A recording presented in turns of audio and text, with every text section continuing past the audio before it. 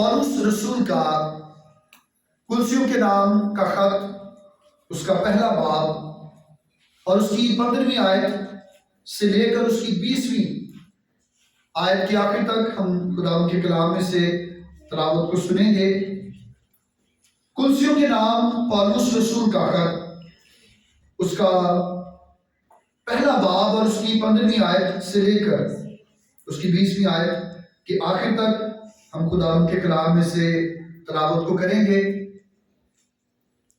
پاک کلام میں لکھا ہے، وہ اندیکھے خدا کی صورت اور تمام مخلوقات سے پہلے مولود ہے، کیونکہ اسی میں سب چیزیں پیدا کی گئیں، آسمان کی ہوں یا زمین کی، دیکھی ہوں یا اندیکھی، تخت ہوں یا ریاستیں یا حکومتیں یا اختیارات، سب چیزیں اسی کے وسیلے سے اور اسی کے واسطے پیدا ہوئی ہیں، اور وہ سب چیزوں سے پہلے ہے اور اسی میں سب چیزیں قائم رہتی ہیں۔ اور وہی بدن یعنی کلیسیا کا سر ہے، وہی ابتدا ہے اور مردوں میں سے جی اٹھنے والوں میں پہلوٹا، تاکہ سب باتوں میں اس کا اول درجہ ہو، کیونکہ باپ کو یہ پسند آیا کہ ساری معموری اسی میں سکونت کرے، اور اس کے خون کے سبب سے جو صلیب پر بہا، صلح کر کے سب چیزوں کا اسی کے وسیلے سے اپنے ساتھ میل کر لے، خواہ وہ زمین کی ہوں خواہ آسمان کی۔ خداوند کے کلام کا پڑھا اور سنا جانا ہم سبوں کے لیے برکت کا باعث ٹھہرے، آمین۔ سب مل کر کہیں گے آمین، آواز بلند کہیں آمین۔ خداوند کے کلام میں میرے عزیزو، جب ہم پولس رسول کی زندگی پر غور کرتے ہیں اور اس کی تبدیلی پر، جب وہ خداوند یسوع مسیح پر ایمان لایا، اور اس سے پہلے کہ وہ ایمان لاتا، ہم ایمان کی کتاب اور اس کے 8ویں باب میں یہ پڑھتے ہیں کہ وہ کلیسیاؤں کو، ایمانداروں کو دھمکاتا تھا، اور وہ جو عبادت کر رہے ہوتے وہ انہیں عبادت خانوں سے گھسیٹ کر باہر لے آیا کرتا تھا، اور وہ مسیح کے بارے میں نہیں جانتا تھا۔ اور ایک روز جب وہ خط لے کر، اجازت لے کر دمشق کی راہ پر جا رہا تھا تاکہ ان لوگوں کو جو عبادت کرتے ہیں انہیں عبادت خانوں سے گھسیٹے، وہ اپنی نظر میں بڑا اچھا کام کر رہا تھا، لیکن دمشق کی راہ پر اس پر ایک نور چمکا اور اسے آواز آئی کہ اے سول تو مجھے کیوں ستاتا ہے؟ کیا آواز آئی؟ اے سول تو مجھے کیوں ستاتا ہے؟ تو اس نے اس آواز کو سن کر آگے سے کہا، اے خداوند تو کون ہے جسے میں ستاتا ہوں؟ ایمان کی کتاب اور اس کے 9ویں باب میں پالوس، جو ابھی پالوس نہیں بلکہ ساؤل ہے، وہ خداوند یسوع مسیح سے واقف نہیں۔ کیوں واقف نہیں؟ کیونکہ اگر وہ واقف ہوتا تو کبھی بھی اس کے لوگوں کو پریشان نہ کرتا، کبھی بھی وہ لوگ جو اس کی ستائش اور اس کی حمد کر رہے ہیں وہ انہیں نقصان نہ پہنچاتا۔ اسی لیے وہ ایسا کر رہا تھا کیونکہ ابھی تک وہ یسوع مسیح سے واقف نہیں تھا۔ لیکن جب ہم کلسیوں کے خط میں اس کے پہلے باب کی 15ویں آیت سے پڑھنا شروع کریں اور اس کی 20ویں آیت تک جائیں، تو ہمیں پتہ چلتا ہے کہ وہ مسیح یسوع کے بارے میں بیان کرتا ہے کہ مسیح یسوع سب میں ممتاز ہے۔ مسیح یسوع کیا ہے؟ سب میں ممتاز ہے۔ لفظ ممتاز کا مطلب ہے علیحدہ کیا ہوا، مجازن عام لوگوں سے اعلیٰ یا مختلف، افضل، اس کا مطلب ہے ممتاز۔ اور پولس رسول مسیح یسوع کو یہ بتاتا ہے کہ وہ سب سے ممتاز ہے۔ اور آج کا ہمارا پیغام، اس کا موضوع بھی یہ ہے کہ مسیح یسوع سب میں ممتاز ہے۔ دی پری ایمیننٹ کرائسٹ، مسیح یسوع سب میں ممتاز ہے۔ اور کیوں وہ ممتاز ہے، پولس اس کے بارے میں کیا بیان کرتا ہے، آج ہم مل کر اس بات کو سیکھیں گے۔ اگر ہم ان آیات سے پچھلی آیات یعنی 13ویں اور 14ویں آیات ہم ان پر غور کریں تو وہ یہ بتاتا ہے کہ مسیح یسوع اس لیے ممتاز ہے کہ اس نے ہم کو تاریکی کے قبضے سے چھڑا کر اپنے عزیز بیٹے کی بادشاہی میں داخل کیا. وہ اس لیے سب سے اعلیٰ یا افضل ہے. اور دوسری بات یہ کہ اس نے ہمیں گناہ کے بازار میں سے ہماری قیمت دے کر ہمیں چھڑایا, ہمیں مخلصی دی, اور نہ صرف ہمیں چھڑایا بلکہ ہمارے گناہوں کو, یعنی وہ قیمت جو ہمیں ادا کرنا ضروری تھی, اس نے انہیں بھی اس قیمت کو بھی معاف کر دیا. اسی لیے مسیح یسوع ان سب سے ممتاز ہے. اور جب ہم 15ویں آیت کو پڑھتے ہیں تو کلام میں لکھا ہے کہ وہ کیوں ممتاز ہے, کیونکہ وہ اندیکھے خدا کی صورت پر ہے. کیونکہ وہ کس کی صورت پر ہے؟ اندیکھے خدا کی صورت پر ہے. اور لفظ جب ہم صورت پر غور کرتے ہیں تو انگریزی زبان میں صورت کے لیے امیج لفظ آیا ہے, اور یونانی زبان میں ایکون لفظ آیا ہے. یہ آئیکن نہیں بلکہ ایکون ہے, آئیکون اسے کہا جاتا ہے. اور جب ہم اس لفظ کی بات کرتے ہیں تو اس کا مطلب ہے شباہت. خداوند یسوع مسیح اندیکھے خدا کی صورت پر ہے, اس کی شبیہ پر ہے. اور خود خداوند یسوع مسیح نے بھی یہ کہا, یوحنا کی انجیل جب ہم خداوند کے کلام میں پڑھتے ہیں, یوحنا کی انجیل اس کا پہلا باب اور اس کی 18ویں آیت میں لکھا ہے کہ خدا کو کسی نے نہیں دیکھا. یوحنا اس بات کو بیان کرتا ہے کہ خدا کو کسی نے نہیں دیکھا. سب بولے خدا کو کسی نے نہیں دیکھا, لیکن اکلوتے بیٹے یعنی نجات دہندہ خداوند یسوع مسیح نے اس سے ہم پر ظاہر کیا. اور یسوع مسیح نے خود کہا, جس نے مجھے دیکھا اس نے باپ کو دیکھا. اور دوسرا کرنتھیوں اور اس کا 4واں باب اور اس کی 4تھی آیت میں چاہوں گا کہ آپ اسے میرے ساتھ نکالیں. کرنتھیوں کے نام دوسرا خط اس کا 4واں باب اور 4تھی آیت خداوند کے کلام میں لکھا ہے, یعنی ان بے ایمانوں کے واسطے جن کی عقلوں کو اس جہان کے خدا نے اندھا کر دیا, تاکہ مسیح جو خدا کی صورت پر ہے, مسیح کس کی صورت پر ہے؟ خدا کی صورت پر ہے, اس کے جلال کی خوشخبری کی روشنی ان پر نہ پڑے. کلام بارہا یہ بیان کرتا ہے, خدا کا کلام بارہا یہ بتاتا ہے کہ خدا کو کسی نے نہیں دیکھا, لیکن یسوع مسیح جو خدا کا بیٹا ہے, جب ہم نے اسے دیکھا تو ہم نے خدا کو دیکھا. اور پالوس رسول مسیح یسوع کو دوسروں سے, میں یہاں پر یہ کہوں گا کہ دوسرے نبیوں سے, دوسرے بادشاہوں سے, دوسرے معبودوں سے اس لیے افضل قرار دیتا ہے کیونکہ وہ یہ کہتا ہے کہ وہ اندیکھے خدا کی صورت پر ہے. وہ کس کی صورت پر ہے؟ اندیکھے خدا کی صورت پر ہے. اور دوسری خصوصیت جو مسیح یسوع کو ممتاز کرتی ہے, پالوس کلسی کو خط لکھتے ہوئے کہتا ہے, وہ یہ ہے کہ وہ تمام مخلوقات سے پہلے مولود ہے. وہ تمام مخلوقات سے پہلے کیا ہے؟ مولود ہے. لفظ مولود جو ہے اس کا مطلب جب ہم انگریزی میں لفظ دیکھتے ہیں تو اس کا انگریزی کی زبان میں جو لفظ ہے وہ ہے فرسٹ بورن, یعنی اس سے پہلے کہ دنیا بنتی خداوند یسوع مسیح پہلے ہی موجود تھا. لیکن جب ہم فرسٹ بورن کی بات کرتے ہیں تو ایک فرقہ ہے یہوہ وٹنس, وہ یہ کہتے ہیں جو یسوع مسیح کو خدا نہیں مانتے, وہ کہتے ہیں کہ یہ کام انسان تھا. یہوہ وٹنس والے اسی آیت کو استعمال کر کے وہ یہ کہتے ہیں کہ دیکھا خدا کے کلام میں لکھا ہے کہ وہ فرسٹ بورن ہے, یعنی اس سے پہلے کہ دنیا یا کوئی انسان بنا خدا نے یسوع کو بنایا. میرے چیزوں اس کا ہرگز یہ مطلب نہیں.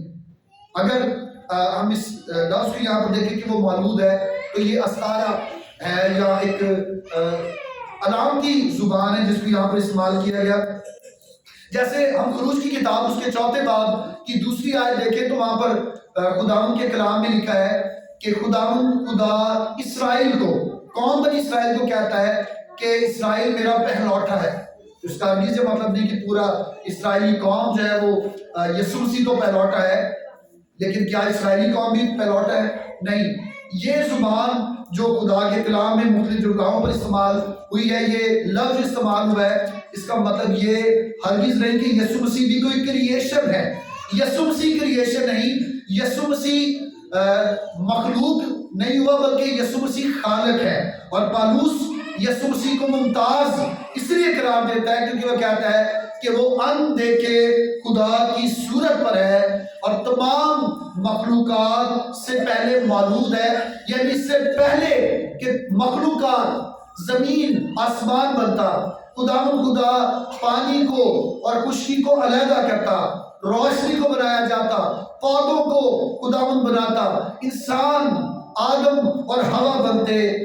یسوع مسیح پہلے بھی موجود تھا۔ اور جب ہم خداوند کے کلام کو پڑھتے ہیں، یوحنا کی انجیل، یسوع مسیح نے خود اپنی زبان سے کہا، پیشتر اس سے کہ ابراہم، جسے یہودی قوم کہتی تھی اور کہتی ہے کہ وہ ہمارا باپ ہے، وہ سب سے بڑا ہے ہماری قوم میں، یسوع مسیح کہتے ہیں، یوحنا کی انجیل میں لکھا ہے، پیشتر اس سے کہ ابراہم پیدا ہوا میں ہوں۔ کیا کام سی یسوع نے؟ میں ہوں کا لفظ پرانے عہد نامہ میں ہمیں خروج کی کتاب میں اور شریعت کی کتب کے اندر میں ہوں کا لفظ ہمیں اشارہ کرتا ہے خداوند کی طرف۔ جب موسیٰ وہ ڈر رہا تھا کہ میں فرعون کے پاس نہیں جاؤں گا، میں کیا کہوں گا اس سے کہ مجھے کس نے بھیجا، تو خدا نے اس سے کہا کہ جب تو اس کے پاس جائے تو اس سے کہنا کہ میں جو ہوں سو ہوں نے مجھے تیرے پاس بھیجا ہے۔ میں ہوں کا لفظ یہ خداوند کا لفظ ہے، یہ اس کی صفت ہے کہ وہ میں ہوں کا لفظ اپنے لیے استعمال کرتا ہے۔ یسوع مسیح سب میں ممتاز، سب میں اعلیٰ اور افضل اس لیے ہے کہ پہلی بات تو وہ اندیکھے خدا کی صورت پر ہے اور تمام مخلوقات سے پہلے موجود ہے۔ وہ کریشن نہیں، وہ مخلوق نہیں بلکہ خالق ہے۔ اگر ہم خدا کے کلام کو پڑھیں تو ہمیں انسان کے لیے بھی یہ لفظ استعمال ہوتا ہوا نظر آتا ہے۔ تو کیا اس کا مطلب یہ ہوگا کہ انسان بھی باقی تمام مخلوقات سے افضل ہے؟ ہم انسان جو اس دنیا پر موجود ہیں، پیدائش کی کتاب اس کا پہلا باب اور اس کی 26ویں آیت اگر آپ کلام میں پڑھیں تو وہاں پر لکھا ہے کہ خدا نے انسان کو اپنی شبیہ پر بنایا۔ یہاں پر جو شبیہ لفظ ہے اس کا ہر کسی کا مطلب نہیں کہ جیسے ہمارے کان، ہماری آنکھیں یا ہمارے ہاتھ ہیں، ہمارے پاؤں ہیں، خداوند بھی ایسا ہی ہے، نہیں، بلکہ کلام یہ بیان کرتا ہے کہ خدا کیا ہے؟ خدا روح ہے۔ خدا کیا ہے؟ اس کے لیے اگر ہم دیکھیں تو اس کی ایک ٹرم استعمال ہوتی ہے، اصطلاح استعمال ہوتی ہے اینتھروپومورفزم۔ اس کا مطلب ہے کہ خدا انسان کو سمجھانے کے لیے کسی چیز کا استعمال کرے۔ اور جب خداوند کہتا ہے، کلام یہ بیان کرتا ہے کہ خدا نے انسان کو اپنی شبیہ پر بنایا، تو اس کا کسی مطلب نہیں کہ خداوند کسی بڑے مذہبی رہنما جیسا ہے یا کسی جھونپڑے میں بیٹھے ہوئے غریب شخص جیسا ہے۔ اس کا مطلب یہ ہے کہ خدا اس اصطلاح کو اس لیے استعمال کرتا ہے کہ خدا نے انسان کو اپنی شبیہ پر بنایا۔ خدا نے اپنی خصوصیات، انگریزی میں سے ایٹریبیوشن کہتے ہیں، خدا نے اپنے ایٹریبیوٹس انسان کے اندر رکھے۔ خدا محبت کرتا ہے، خدا نے انسان کے اندر محبت کو پیدا کیا۔ خدا وہ غصہ بھی کرتا ہے، وہ قہار ہے، قہر کرنے والا بھی ہے، وہ رحم کرنے والا بھی ہے۔ انسان کے اندر بھی یہ خصوصیت موجود ہے۔ انسان کو بھی غصہ آتا ہے، اس کو بھی رحم آتا ہے۔ اس طرح خدا نے انسان کو اپنی شبیہ پر بنایا ہے۔ لیکن اگر ہم اس لفظ کے پیچھے جائیں اور کہیں کہ وہ شبیہ کس کی ہے، کیا وہ کسی افریقن شخص کی ہے، کیا وہ کسی گورے شخص کی ہے، کیا وہ کسی ایشین کی ہے، کیا وہ کسی یہودی، مسلم یا مسیحی کی ہے؟ خدا روح ہے، روح کے گوشت اور ہڈی نہیں ہوتی۔ خدا نے اپنی خصوصیات انسان کے اندر رکھی۔ لیکن جب ہم پالوس کی اس بات کا ذکر کلوسیوں خط میں پڑھتے ہیں کہ وہ اندھے کے خدا کی صورت پر ہے، تو اس کا مطلب یہاں پر یہ ہے کہ جیسی خدا کے اندر خصوصیات موجود ہیں، خداوند پیار کرنے والا، وہ رحم کرنے والا، وہ فضل کرنے والا ہے، وہ سب کچھ خداوند یسوع مسیح میں بھی موجود ہے۔ 16ویں آیت خداوند کے کلام میں جب ہم آگے بڑھتے ہیں تو 16ویں آیت میں بھی ہمیں ایک خوبصورت بات پتہ چلتی ہے، کیونکہ اسی میں سب چیزیں پیدا کی گئی۔ یہاں پر یہ کہ وہ اندھے کے خدا کی صورت پر ہے، مخلوقات سے پہلے موجود ہے۔ 16ویں آیت کھول کر بیان کرتی ہے کہ اسی میں سب چیزیں کیا کی گئی؟ پیدا کی گئی۔ اسی میں سب چیزیں پیدا کی گئی۔ وہ کسی سے پیدا نہیں ہوا، وہ کسی سے پیدا نہیں ہوا۔ وہ سب چیزیں اسی میں پیدا کی گئی، آسمان کی ہو، زمین کی، دیکھی ہو یا اندیکھی، تخت ہو یا ریاستیں یا حکومتیں یا اختیارات، سب چیزیں اسی کے وسیلے سے اور اسی کے واسطے پیدا ہوئیں۔ جب ہم خدا کے کلام میں یوحنا کی انجیل اس کا پہلا باب اور اس کی پہلی 3 آیات پڑھتے ہیں تو یہ بات ہم پر واضح ہو جاتی ہے کہ اس سے پہلے کہ یہ دنیا بنتی، خداوند یسوع مسیح کلمہ یا کلام پہلے ہی موجود تھا۔ یوحنا کی انجیل اس کا پہلا باب اور اس کی پہلی 3 آیات خدا کے کلام میں لکھا ہے، ابتدا میں کلام تھا۔ سب بولے ابتدا میں کیا تھا؟ کلام تھا، اور کلام خدا کے ساتھ تھا اور کلام خدا تھا۔ یہی ابتدا میں خدا کے ساتھ تھا، یعنی کلام، کلمہ۔ اور آگے لکھا ہے سب چیزیں اسی کے وسیلے سے پیدا ہوئی۔ سب چیزیں کس کے وسیلے سے پیدا ہوئی؟ کلمے کے، کہنے کے وسیلے سے پیدا ہوئی۔ اور جو کچھ پیدا ہوا اس میں کوئی بھی چیز اس کے بغیر پیدا نہیں ہوئی۔ پالوس رسول کبھی بھی ایسی تعلیم کلیسیا کو نہیں دے سکتا کہ یسوع مسیح بھی کوئی مخلوق ہے، بلکہ وہ یہ بتانا چاہ رہا ہے کہ یسوع مسیح خالق ہے۔ یسوع مسیح کیا ہے؟ خالق ہے۔ اس سے پہلے کہ دنیا بنتی، اس سے پہلے کہ دنیا کی بنیاد ڈالی جاتی، خدا یسوع مسیح پہلے سے موجود ہے۔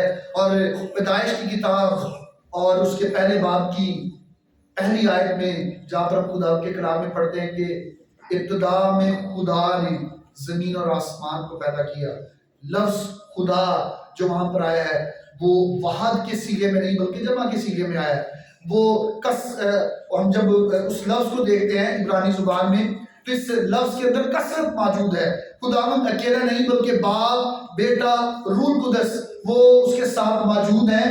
بیٹا شروع سے موجود ہے۔ اب ایک وقت جب آیا تو کلام میں لکھا ہے کہ جب وقت پورا ہوا تو اس نے بیٹے کو دنیا میں بھیجا، اور کلام میں لکھا ہے کہ کلام مجسم ہوا۔ کلام کیا ہوا؟ مجسم کا مطلب ہے جسم لے کر آیا۔ موجود وہ پہلے سے ہی ہے، جسم لے کر آیا۔ کلام میں لکھا ہے کہ کلام مجسم ہوا، فضل اور سچائی سے معمور ہو کر ہمارے درمیان رہا، اور ہم نے اس کا ایسا جلال دیکھا جیسا باپ کے اکلوتے کا جلال۔ یہ یسوع اندیکھے خدا کی صورت پر ہے۔ کائنات کے اندر وہ کریشن یا مخلوق نہیں بلکہ کریٹر ہے، خالق ہے۔ اور جب ہم خدا کے کلام میں پڑھتے ہیں تو آگے لکھا ہے کہ سب چیزیں اس سے اور اس کے واسطے پیدا ہوئی، اس کے وسیلے سے اور اس کے واسطے پیدا ہوئی۔ وہ دیکھی ہیں یا اندیکھی، سب کچھ اس کے وسیلے سے پیدا ہوئی۔ دنیا کا بنایا جانا، انسان کا پیدا ہونا، اس کو حکم دیا جانا، اس کا باغ سے نکالا جانا، اس کو دنیا میں رہنے کے لیے بھیجا جانا، یسوع مسیح ان سب چیزوں سے پہلے سے ہی واقف ہے۔ اور پالوس بھی اس بات میں یسوع کو افضل قرار دیتا اور یسوع کو ممتاز قرار دیتا ہے۔ وہ پالوس جو ساؤل ہے اور جب اس پر نور چمکا وہ کہتا ہے کہ اے خداوند تو کون ہے میں نہیں جانتا۔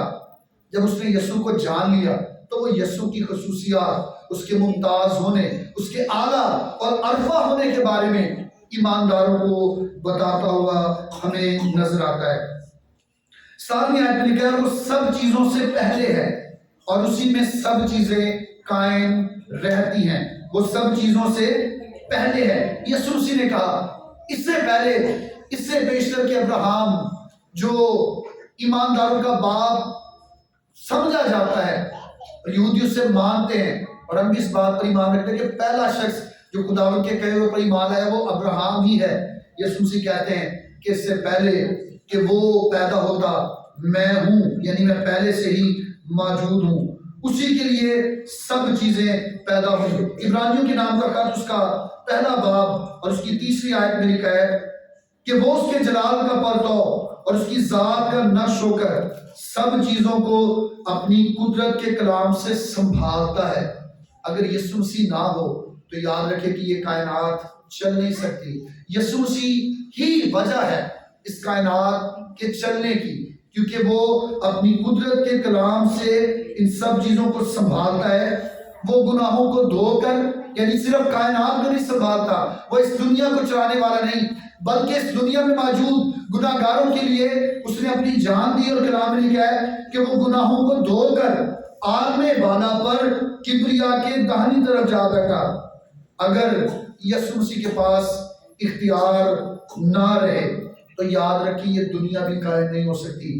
بہت سے لوگ, بہت سے مذہب کے ماننے والے اپنے مذہبی رہنماؤں کے لیے یہ کلیم کرتے ہیں اور یہ دعویٰ کرتے ہیں کہ ان کے لیے کائنات قائم کی گئی. شاید ان کے لیے کی گئی ہو, لیکن جو قائم کرنے والا اور جو بنانے والا ہے, جو خالق ہے, جو کریٹر ہے, وہ صرف اور صرف یسوع مسیح ہے. خدا ان کے کلام میں ہم نے یہ دیکھا 7ویں آیت میں کہ سب چیزیں جو ہیں وہ یسوع مسیح کی وجہ سے قائم ہیں. اگر یسوع مسیح نہ ہوتا تو یہ دنیا بھی قائم نہ رہتی, کیونکہ خداوند نے جب گناہ دنیا میں بڑھ چکا تھا, اگر وہ سدوم اور عمورہ پر آگ انڈیل سکتا ہے, اگر وہ نوح کے اس دور میں پانی کے ساتھ دنیا کو ختم کر سکتا ہے, تو شاید آج کوئی نیا طریقہ سامنے آ جاتا.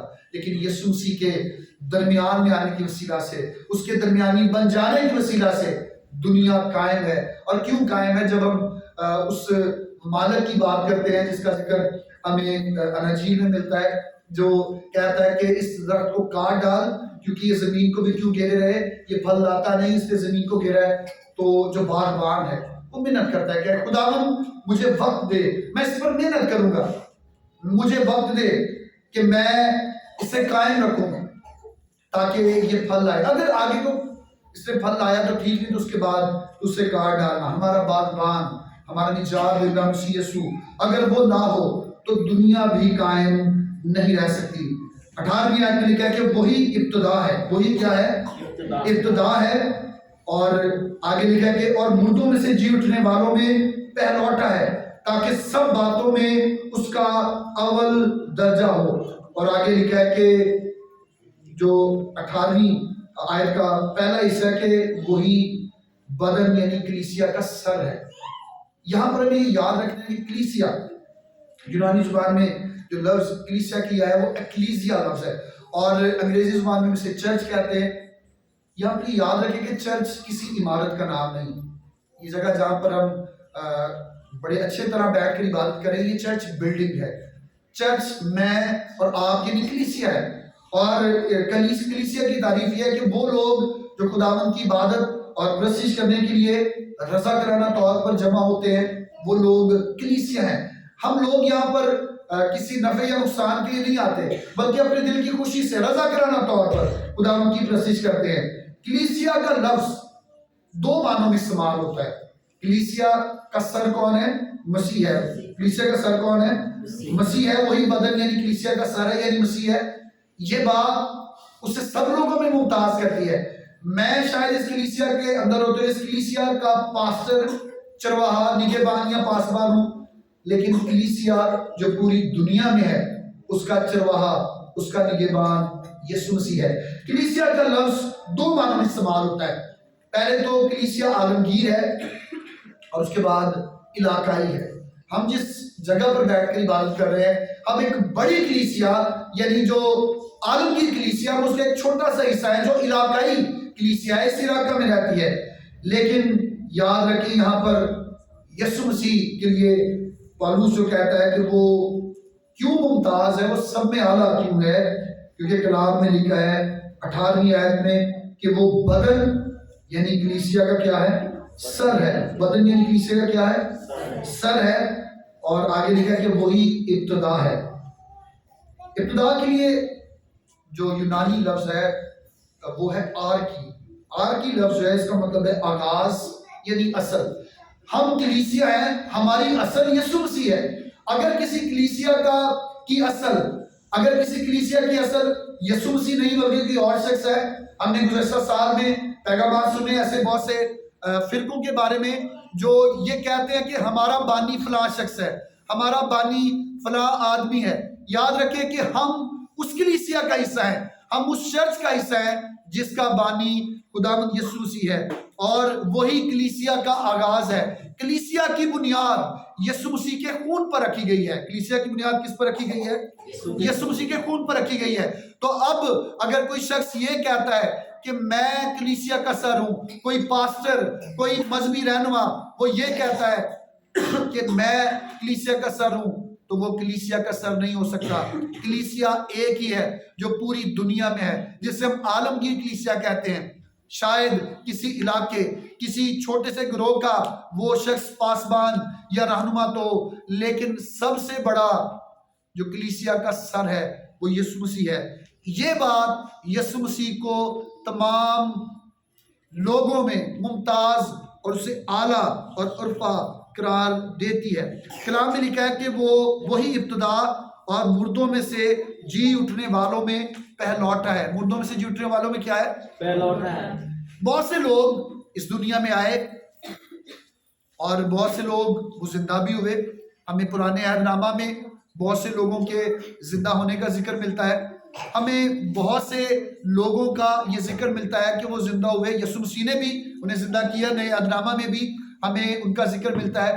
लेकिन जितने भी लोग जिंदा हुए वो सब लोग क्या आज भी जिंदा हैं या मर गए? बोले, वो सब लोग जिंदा हैं जिन्हें यीशु मसीह ने जिंदा किया? नहीं, वो सब लोग एक वक्त आया कि वो मर गए। यीशु मसीह जी उठने वालों में पहलौठा इसलिए है क्योंकि यीशु मसीह ना सिर्फ मुर्दों में से एक बार जिंदा हुए, बल्कि आज भी आसमान पर जिंदा है और वो बाप के दाहिनी तरफ बैठे हैं। हमारा इकीदा, हमारा ईमान ये है कि वो बाप के दाहिनी तरफ मौजूद है ताकि मुर्दों और जिंदों दोनों की शिफात कर सके।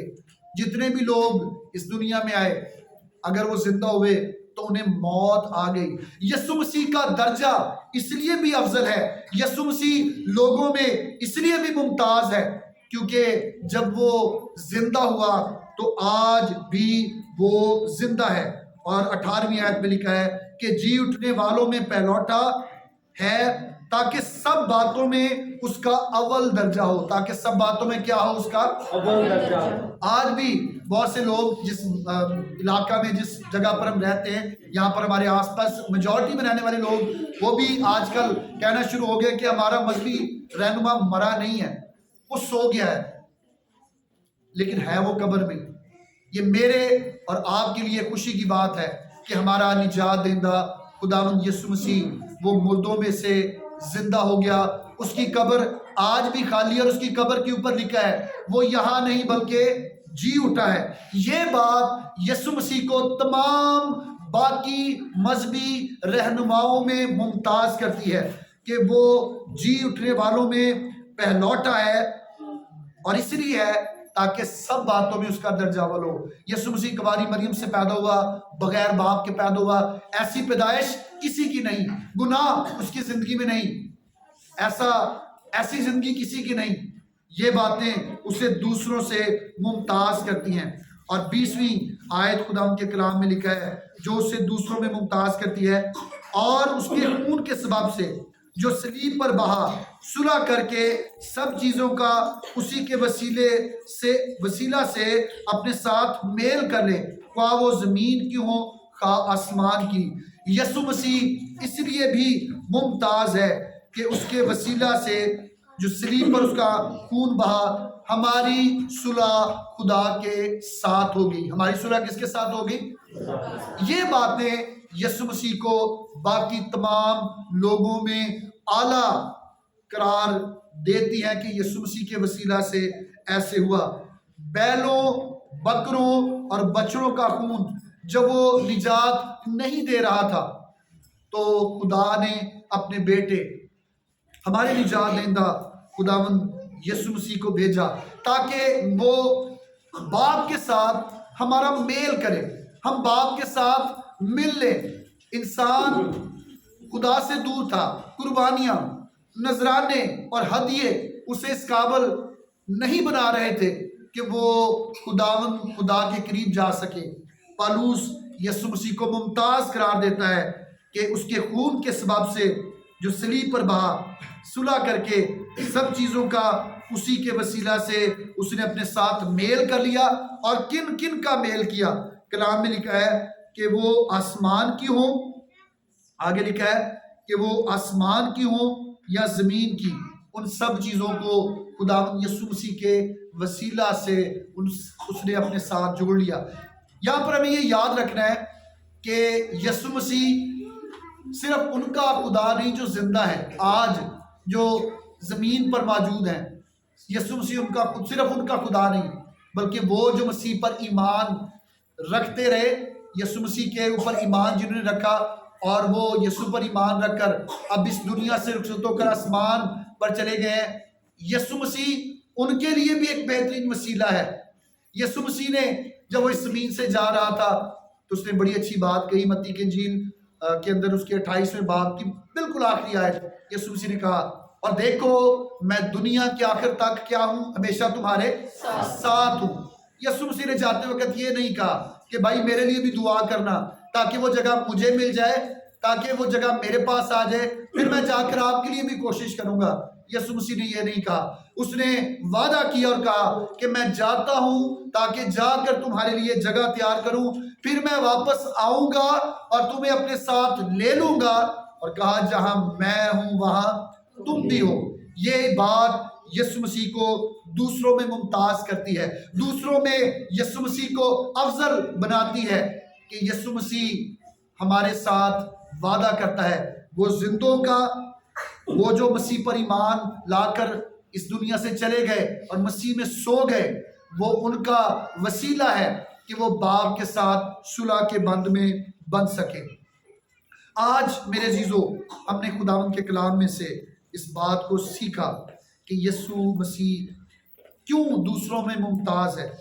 پہلی بات تو یہ کہ وہ اندیکھے خدا کی صورت پر ہے، دوسری بات یہ کہ وہ مخلوقات میں سے پہلے مولود ہے، یعنی وہ کریٹر ہے، اور تیسری بات ہم نے یہ دیکھی کہ سب چیزیں اسی کے وسیلے سے پیدا ہوں، اور پھر ہم نے یہ دیکھا 17ویں آیت میں کہ سب چیزیں اس کی وجہ سے قائم بھی اس کی وجہ سے ہیں، اور پھر ہم نے دیکھا کہ وہ ابتدا ہے، مردوں میں سے جی اٹھنے والوں میں پہلوٹا ہے، اور سب چیزوں میں اس کا درجہ کیا ہے؟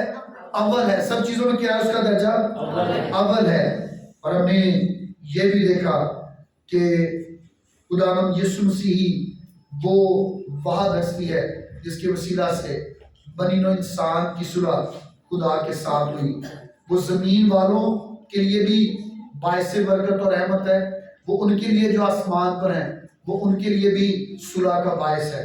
اور آج ایک اہم بات آپ کو بتانا چاہوں گا کہ یسوع مسیح جب وہ مر گئے، 3 دن اور 3 رات کو قبر میں رہے، اور خداوند کے کلام میں جیسا ہم یہ پڑھتے ہیں کہ وہ عالم ارواح میں اتر گئے، تو وہ لوگ پرانے عہد نامہ کی ایماندار جو مسیحا کا ذکر اور تذکرہ کرتے ہوئے اس دنیا سے چلے گئے، یسوع مسیح نے جا کر، کلام بھی بیان کرتا ہے کہ ان میں جا کر شادیانہ بجایا۔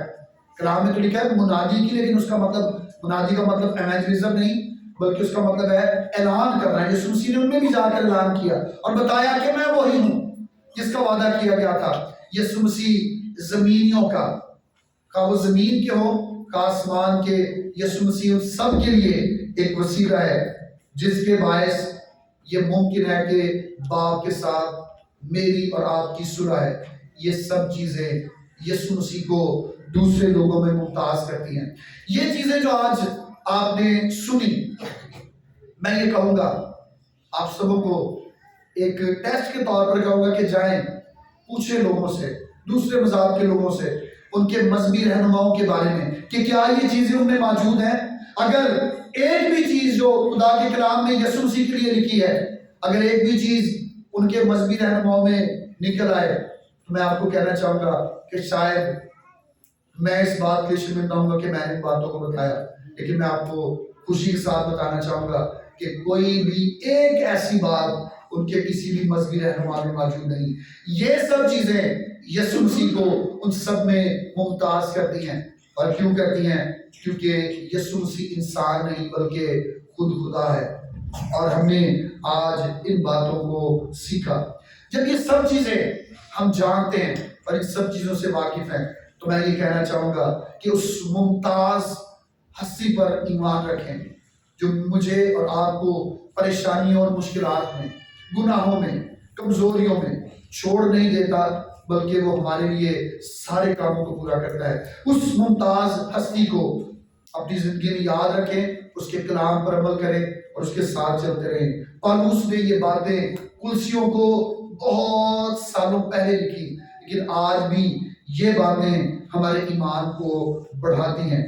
اور کلام میں لکھا ہے کہ باپ کو پسند آیا کہ ساری معموری اسی میں سکونت کرے۔ باپ کو پسند آیا کہ ساری معموری اس میں کیا کرے؟ سکونت کرے۔ جب سب معمولی اس میں سکونت کرتی ہے تو ہمیں یہ چاہیے کہ ہم اس پر ایمان لائیں، اور ایمان لا کر ہم ہمیشہ کی زندگی کے وارث ٹھہریں، اس جگہ کے وارث ٹھہریں جس کا وعدہ خدا یسوع مسیح نے ہم سبوں کے ساتھ کیا ہے۔ میری یہ دعا ہے کہ آج کا کلام جو سنایا گیا اور جو پیش کیا گیا، اس سے خدا ان کے نام کو جلال ملے، اور ہم سب سننے والے اس کلام کے وسیلہ سے برکت پائیں، اور یہ کلام ہم سبوں کے لیے بابرکت ہو۔ خدا آپ سبوں کے ساتھ ہو، آمین۔